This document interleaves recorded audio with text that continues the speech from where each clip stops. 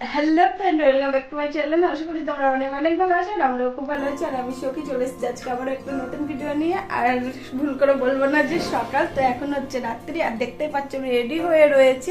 তো এখন যাব হচ্ছে আমরা কালী পুজোয় ঠাকুর দেখতে। তো সবাইকে জানাই শুভ দীপাবলি। এই দেখো, এটা হচ্ছে আমার দুর্গা পুজোর ড্রেস। তো তোমাদের সেরকম ভাবে আমি দেখাইনি, আর আমি এটা পরিনি। এটা আমি ফার্স্ট টাইমে পরছি, আর এর সাথে একটা ম্যাচিং করে নিয়ে নিয়েছি। চলো, আমাকে দেখতে কেমন লাগছে অবশ্যই কমেন্টে জানিও। আর সবাই দীপাবলিতে আনন্দ করো, ঠাকুর দেখো, এনজয় করো। তো এটাই আর কি বলার। তো চলো এখন আর সব বন্ধুরা বললাম না। হ্যাঁ, সব বন্ধুদের শুভ দীপাবলির প্রীতি ও শুভেচ্ছা আমাদের পরিবারের তরফ থেকে। যাই হোক, চলো আর বেশি বকবক করবো না, ভিডিওটা কিন্তু এমনি বড় হয়ে যাবে। তো চলো। আর একটা কথা বলে রাখি আমি শুধু, তো আমরা একটা ঠাকুর আছে সেটা হচ্ছে সব থেকে বেশি বাজেটের ঠাকুর, আর সব খুব সুন্দর, ওটা তো দেখাবোই। তার সঙ্গে আমার ঠাকুর আছে বহরমপুরে, মানে বহরমপুরে 2023 সালে কালী পুজোর সমস্ত ঠাকুর দেখানোর চেষ্টা করবো যতটা পারবো। আর হচ্ছে এবারে কালী পুজোটা যেহেতু হচ্ছে কি যে একদম কার্তিক মাসের লাস্টের দিকে, সামনে আবার রয়েছে আমাদের এখানে ভৈরব কার্তিক হয়। তো সেটা সে সম্বন্ধে কিছু বলছি না, কিন্তু যেটা বলার হচ্ছে সেটা হচ্ছে কি বলতো, কালী পুজোটা যেহেতু লাস্টে, তো এত সেজে গুজে যাচ্ছি, রাস্তায় বেরিয়ে কি ঠান্ডা লাগবে, এটাই হচ্ছে না। আমি ওই জন্য বন্ধুরা ভাবে সেজে নিয়েছি, কিন্তু এখন রাস্তায় বেরিয়ে ঠান্ডা লাগবে কিনা জানি না। তো যাই হোক, চলো দেখা যাক। আর এই থ্রি পিসটা পরে আমাকে কেমন লাগলো বন্ধুরা অবশ্যই জানিও। আর আমি একটু ঢং করে নিলাম ঘরের মধ্যে একা একাই সেজে গুজে। তো বাইরে ঠাকুর দেখতে যাওয়ার আগে বাড়িতে একটু মোমবাতি জ্বালিয়ে নিলাম। তো যদিও এবছরে আমাদের একটা দেওর মারা গেছে, সেই কারণে আর কি বংশে বাতি দেওয়াটা হলো না। তাই বলে একটু মোমবাতি না জ্বালালে তো ভালো লাগে না। তো সেই কারণে একটু মোমবাতি জ্বালিয়ে দিলাম। আর চারিদিকে লাইটে লাইট। তো বন্ধুরা, আমাদের বাড়িতেও লাইট লাগানো হয়েছে। তো চলো তোমাদের সাথে একটু শেয়ার করে দিই আর আমাদের বাড়িটাকে কেমন লাগছে। এই দেখো বন্ধুরা, এটা আমাদের বাড়িতে লাইট লাগানো হয়েছে।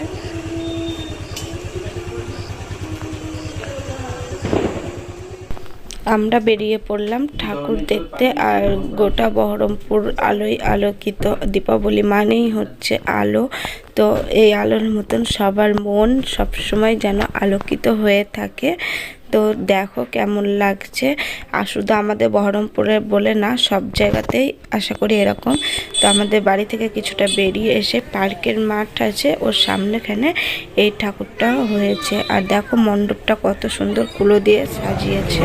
আর মাটাকে দেখো খুব সুন্দর লাগছে একদম। এটাকে বলা হয় কি ঢাকাই সাজ আর রক্ষা কালী।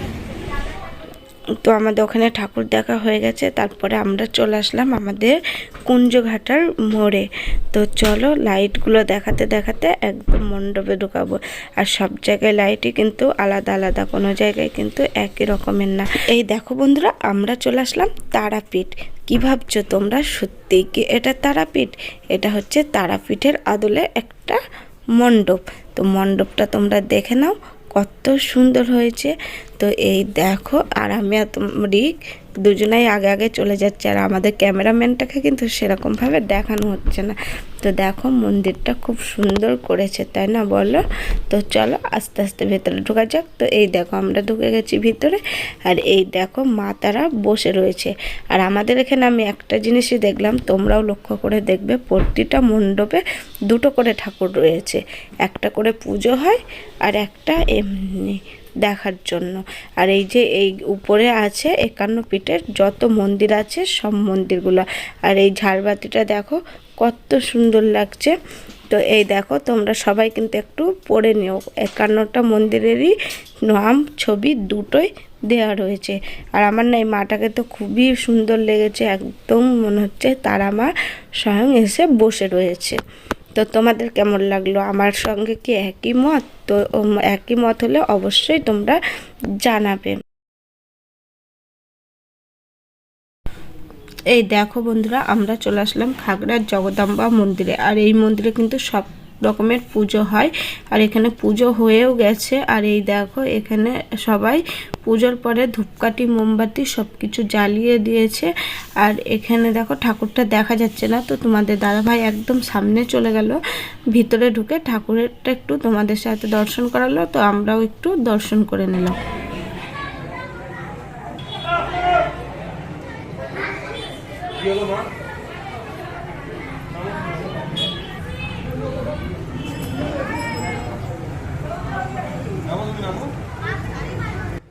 দেখো বন্ধুরা, এখানে খিচুড়ি দেওয়া হচ্ছে আর তোমার দিদিভাই দাঁড়িয়ে পড়েছে, আর আমি যেহেতু ক্যামেরা করছি আমি দাঁড়িয়ে। তো আমরা এখন খিচুড়িটা প্রসাদটা নিব, আর খুব ভালো লাগলো এটা। দেখো বন্ধুরা, আমরা এখন এসেছি জগদম্বা মন্দিরে কালো ঠাকুর দেখতে। তো এখানে প্রসাদ দেওয়া ছিল দেখলাম। তো এই দেখো প্রসাদ খেতে তোমার দিদিভাই, আমার হাতে একটা আছে। কেমন লাগছে প্রসাদ? আমরা এখন খাওয়া দাওয়া করে নিচ্ছি।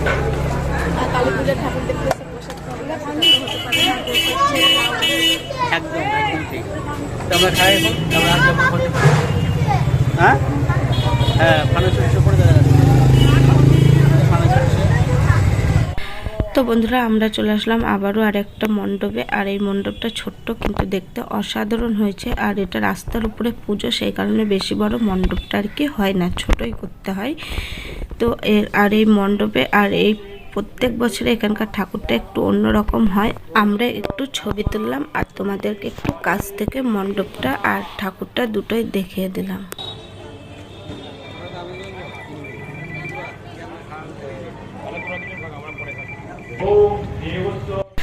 দেখো বন্ধুরা, ঠাকুরটা একটু অন্যরকম, কৃষ্ণের আদলে কৃষ্ণকালী ঠাকুর।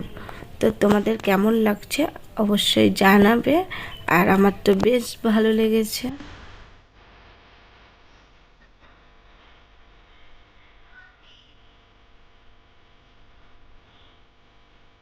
আমরা এখন চলে এসেছি। চলো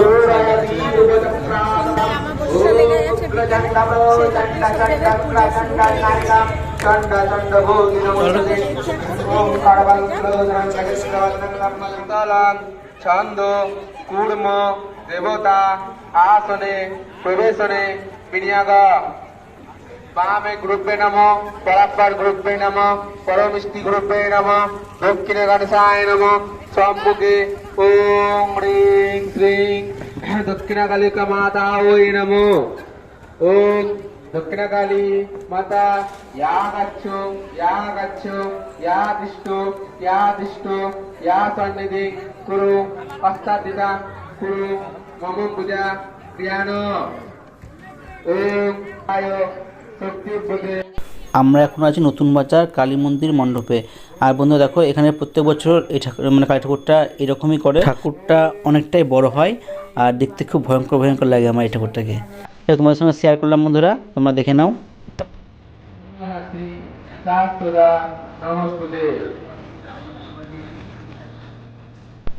আমরা এখন দাঁড়িয়ে আছি টেক্সটাইল মোড়ে। তো এইখানে কয়েকটা ঠাকুর হয়, তো সুন্দর একটা মণ্ডপ হয়েছে শুনলাম। তো আমরা দেখার জন্য এলাম। আমরা প্রত্যেক বছর এখানেও আসি ঠাকুর দেখতে। চলো বন্ধু, তোমাদের সঙ্গে শেয়ার করি সেই সুন্দর প্যান্ডেল ও প্যান্ডেলের ভেতর মাতৃ প্রতিমা।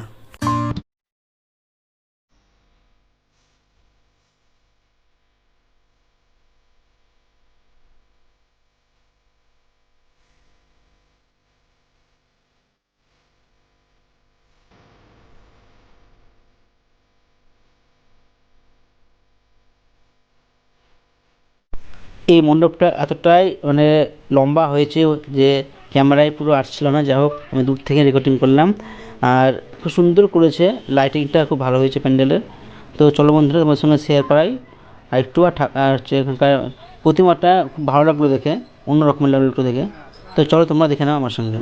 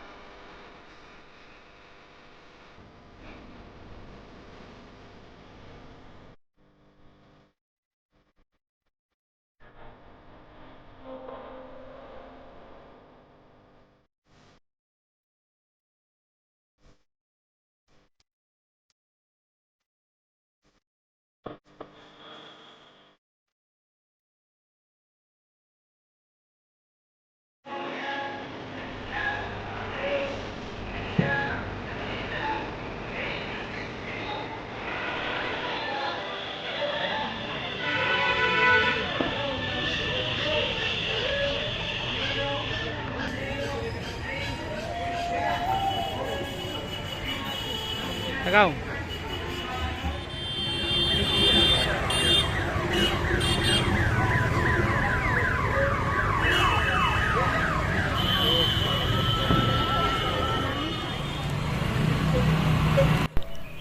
বন্ধুরা এরপর আমরা চলে যাচ্ছি পরের মণ্ডপে।